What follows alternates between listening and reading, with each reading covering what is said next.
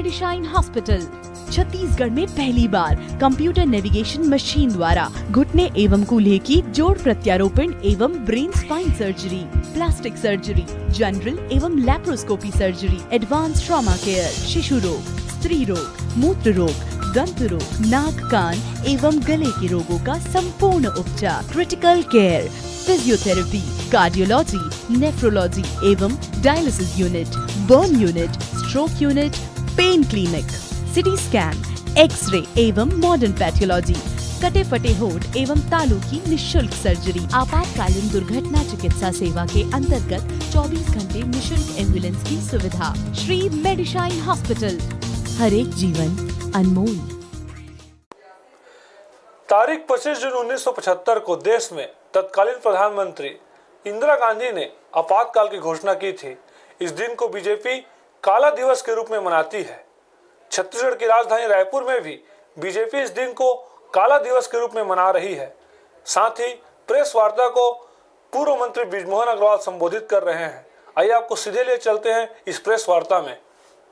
और विशेष रूप से भारतीय जनता पार्टी, क्योंकि आपातकाल के भुक्तभोगी अगर सबसे ज़्यादा नेता किसी पार्टी के रहे हैं, कार्यकर्ता किसी पार्टी के रहे हैं, किसी विचारधारा के रहे हैं, तो भारतीय जनता पार्टी, जनसंघ और आरएसएस के कार्यकर्ताओं ने सबसे ज़्यादा यातनाएं इमरजेंसी में भोगी हैं।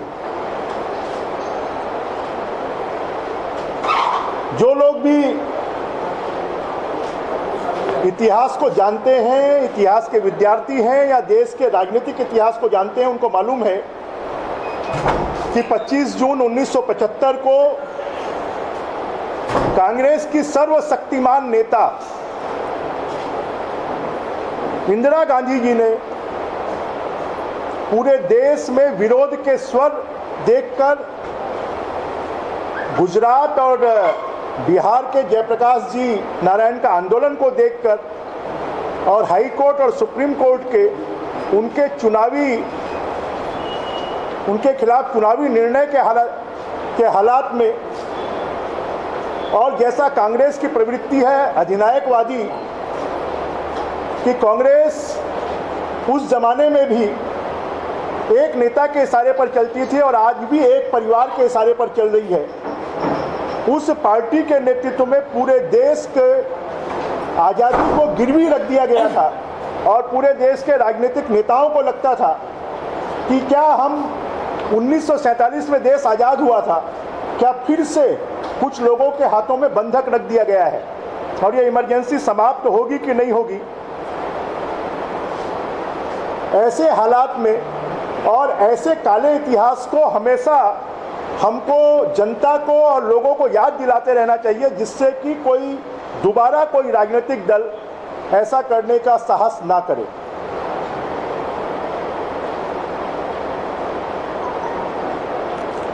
उन्नीस 1947 में देश के नेताओं ने आज़ादी की लड़ाई लड़कर अपने आप को शहीद कर देश को आज़ाद करवाया था, परंतु और लोकतंत्र को स्थापित किया था। उसी लोकतंत्र की हत्या 25 जून 1975 को कांग्रेस की नेता इंदिरा गांधी ने की थी। उस समय सब राजनीतिक नेताओं को जेलों में बंद कर दिया गया।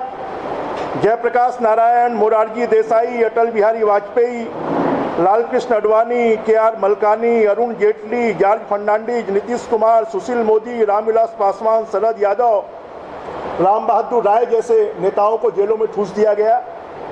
हमारे छत्तीसगढ़ के भी ऐसे बहुत से नेता रहे हैं जिन्होंने जेल की यातनाएं, लगभग 500 से ज़्यादा परिवार जिन्होंने जेल की यातनाएं छत्तीसगढ़ के सही, जिसमें हमारे पार्टी के मूर्धन्य नेता लखीराम जी अग्रवाल, विठल राव जी महस्के, देवराज सिंह सुराना, मनसुख लाल चंदेल, पंडरी राव किदत और अभी भी बहुत से ऐसे लोग हैं हमारे पंडित जी के मनहरलाल पांडे, वीरेंद्र पांडे, डॉक्टर रमेश अग्रवाल और अभी भी ऐसे बहुत से लोग हैं, अप्पा खरे जो अभी जीवित हैं, मोहन चोपड़ा जी जो अभी जीवित हैं, हमारी रजनीताई उपासने, उनके तीनों पुत्र जगदीश उपासने, सच्चिदानंद उपासने और छोटू उपासने, ये तीनों पुत्र जेलों में रहे, एक परिवार के तीनों पुत्र। और ऐसे बहुत से परिवार हैं जो परिवार उन 19 महीनों में उजड़ गए, क्योंकि उनके सामने अंधेरा छा गया था। कई परिवारों में बीमारियों से लोगों की मौत हो गई, कमाने वाले नहीं रहे, व्यवसाय समाप्त हो गए। और उसको देखते हुए भारतीय जनता पार्टी की सरकार ने लोकतंत्र सेनानी निधि, मीसाबंदियों की निधि प्रारंभ की थी। इस सरकार ने मीसाबंदियों की निधि को बंद कर दिया, जबकि हाईकोर्ट के निर्णय के बाद उसको देना चाहिए। जब इमरजेंसी थी तब प्रेस की स्वतंत्रता के ऊपर में भी बहुत बड़ा आघात हुआ था।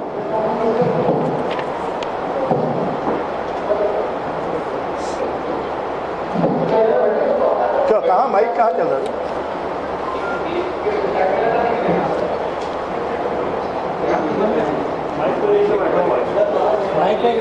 किसी के पास माइक है क्या पीछे में? मीडिया को सबसे ज्यादा आतंकित किया गया था। 25 जून की रात को समाचार पत्रों की बिजली की लाइनें काट दी गई थी कि दूसरे दिन ये समाचार देश के समाचार पत्रों में ना छपे। 3801 अखबारों को जब्त कर लिया गया था, 3801 अखबारों को। 327 पत्रकारों को मीसा कानून के तहत जेल में बंद किया गया था। 290 अखबारों के विज्ञापन बंद कर दिए गए थे। जो विदेशी संवाददाता है, 7 विदेशी संवाददाताओं को भारत से निकाल दिया गया था, उनकी सुविधाएं बंद कर दी गई थी। 51 विदेशी पत्रकारों की मान्यता छीन ली गई थी। 29 विदेशी पत्रकारों को भारत में एंट्री देने से मना कर दिया गया था। मीडिया के साथ आपातकाल में जिस प्रकार का व्यवहार किया गया था, शायद आज वैसा ही व्यवहार छत्तीसगढ़ में पत्रकारों के साथ में किया जा रहा है।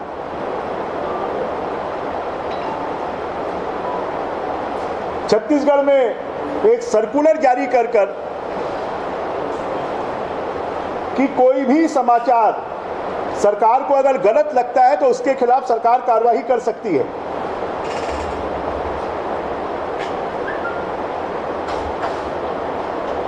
FIR कर सकती है।